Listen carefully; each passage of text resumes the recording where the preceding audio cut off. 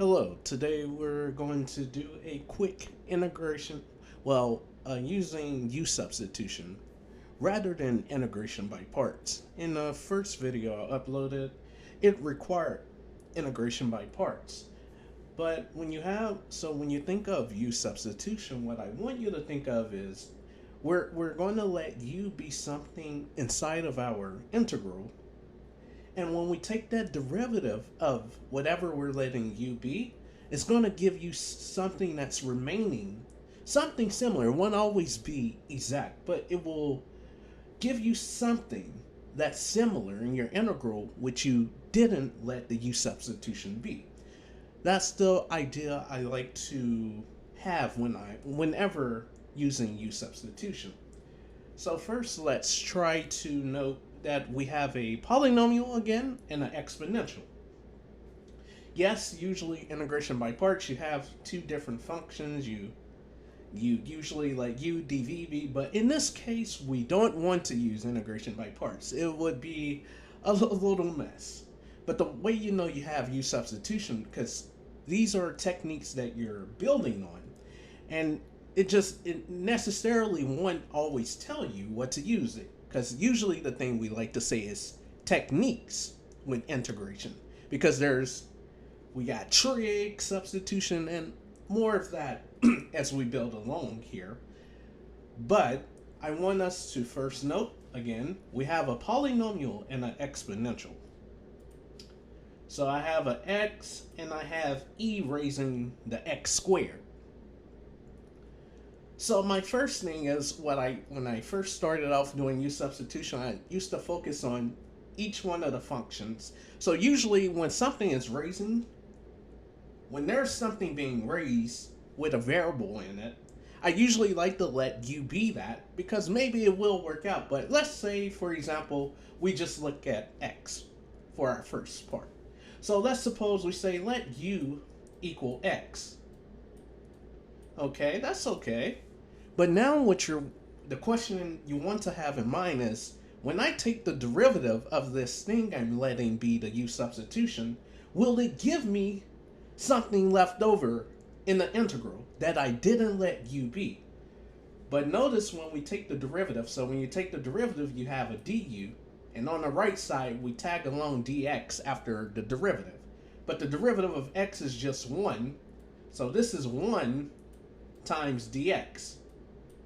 Because the idea is here is that when we find du, we want it to give us something we have left over inside of the integral, and it has a dx on it. But notice it won't work here because there's nothing. This is just 1 times dx. But notice what's left over in the integral at this moment is e to the x squared dx. So this is why u equal x can't be the substitution, because we can't get something here that we want left over inside of the integral. So we move on to the next function. So you see the next function I see is e raised to the x squared. So my idea here is, what I like to have in mind, when you have a function raising something with variables inside, usually you want that to be the substitution. So notice the e is raising x squared. So let's say I say let u equal x squared. Okay, that's okay so far. Now, so we're letting u be the x squared here. So now when you find the derivative, right? So you take the derivative. So again, applying power rule, you bring that, so this is x squared. And just always to have in mind for power rule, whenever you take the derivative of a polynomial raised to a power, it's always going to be that power you bring down, then it's going to multiply whatever is behind the x, and you subtract 1 from the power. So in this case, n is 2, so we brought down 2. Oops. So we bring down 2, okay? And we're subtracting 1 from, but n is 2, right? So that's 2 minus 1. So that leaves you with just a 1 power there. So this actually is 2x dx. So now I want us to notice, so what's left over? We just let u be the e, what e was raising. So what's left over inside, so e was kind of like the substitution in a way. So note what's left over is this x here, because and there's a dx here. So x dx is left. So that's what I'm saying. With u-substitution, usually when you take the derivative, when you take the derivative of that specific substitution that you're using, it will usually give you something. Sometimes it's exactly what you see inside of your integral, but sometimes it'll give you something similar. So I want you to notice we have x dx, but du equals 2x dx. So what you want to have in mind is, how do I just make this x dx? Because if we can find that, that means this u-substitution is the correct substitution to use in this scenario. So I want this just to be x dx. So a trick we can do is we can divide both sides by 2.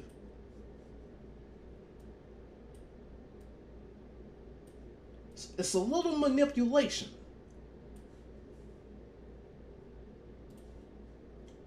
So if I divide, the 2's cancel on the right side. So in return, we find that our substitution here, du over 2, is actually equal to x dx. And that's what we have in blue. So you see, with the u-substitution, when you take the derivative of that specific substitution, usually it will give you something exactly what you have in your integral, or it give you maybe a number times that thing which is inside of your integral, and that's where you have to kind of manipulate it to make it look exact.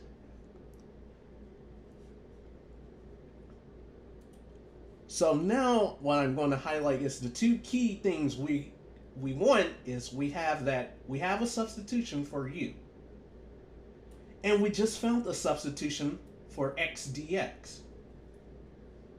So now all we have to do is substitute these 2 things, what we see inside of our integral at this moment. So now notice, and I'm just going to write it over for clarity. So in general, we had this before in time. X times e raised to the x squared dx.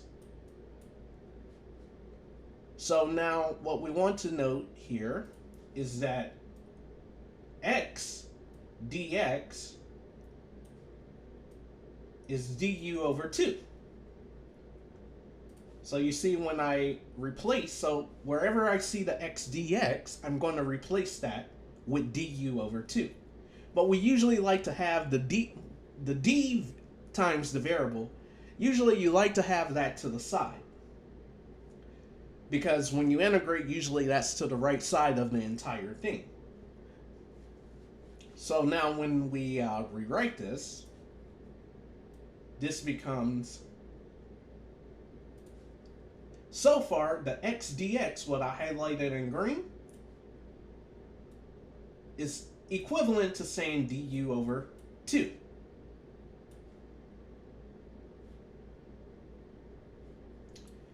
And also you want to note that you have an exponential here. Oh, let me use a different color here. Let's say purple. So what we have in purple here is e raised to the x squared. But what did we say x squared was equal to? U is equal to x squared.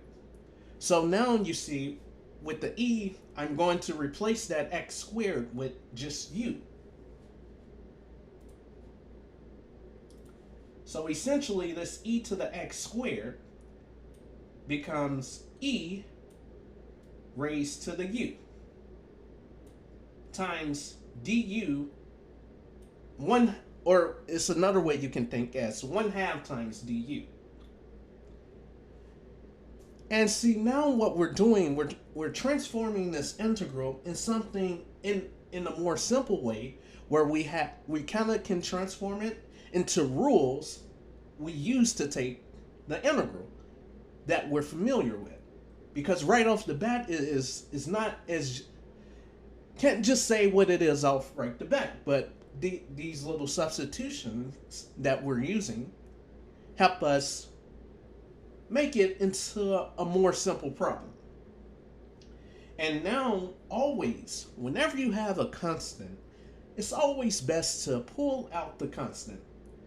So, and we'll put that rule here is whenever you have a constant inside of your integral, and whatever function is here, or multiple functions, we can always pull out the constant. So our constant in this case is 1/2, because du is over 2, so that's a half. So I can pull out the 1/2. So essentially this integral here, you see, is the same as saying 1/2 times the integral of e raised to the u du. We're almost to the finish line. And now you see we have transformed this integral into one entire function rather than having to look at multiple functions inside of the integral. And now you just say, well, what's the antiderivative of e to the u? Essentially, it's just going to be e to the u.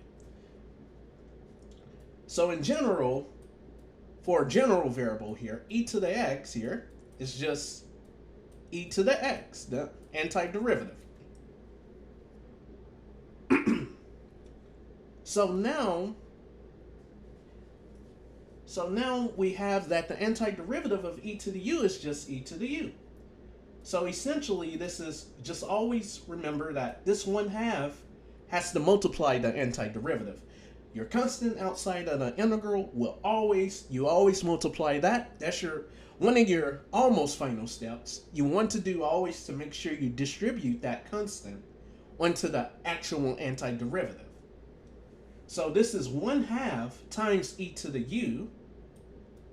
And just remember, and we're dealing with an indefinite integral. So you always have a plus c, that little constant. And indefinite always implies you don't have bounds on your integral. So you're not actually getting a value from this. So we like to call it an indefinite integral. And always for U-substitution, there's a the number one thing you want to do, even though this would look like the answer is fine, but it's not entirely correct. You always want to go back in terms of what you let u be. You go back in terms of the variable. So your last step is always to go back in terms of the variable that you let u be. You have to go back in terms of your original integral, because this function at the beginning was in terms of x. We made it in terms of u so we can integrate this in a more easy way, but now we have to go back. So the only thing is, wherever you see a u in your function, you're substituting back what that was. But u was equal to x squared. So essentially, our final answer is that the integral of x squared times e to the x dx is essentially 1/2, and remember that e was raising a u. So u is x squared. That was our substitution. So this is 1/2 times e raised to the x squared plus c. And we are done. And always to check yourself, just if you want to check yourself, you can always take the derivative of the thing you found. Because when you take the derivative of these two, you do them separately, but derivative of a constant is always 0. But if you do in fact take the derivative of 1/2 e to the x squared, you will get x times e to the x squared. And this was just one little example involving using U-substitution, where it may look like you want to use integration by parts, but sometimes integration by parts, the problems can get complicated. But in this scenario, U-substitution would be the best method to take on this, because you can just know how U-substitution works is you can always let U be something, and when you take the derivative of that specific substitution, it will give you something. Sometimes it's exact, like I say. Sometimes it's not the exact thing you have, but you can make it in that way.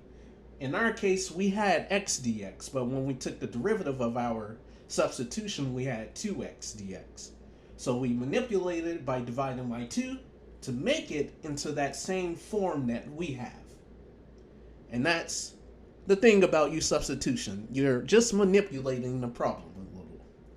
And I hope this helped, and if you have any questions, always feel free to drop a comment. I hope you have a terrific day. Thank you.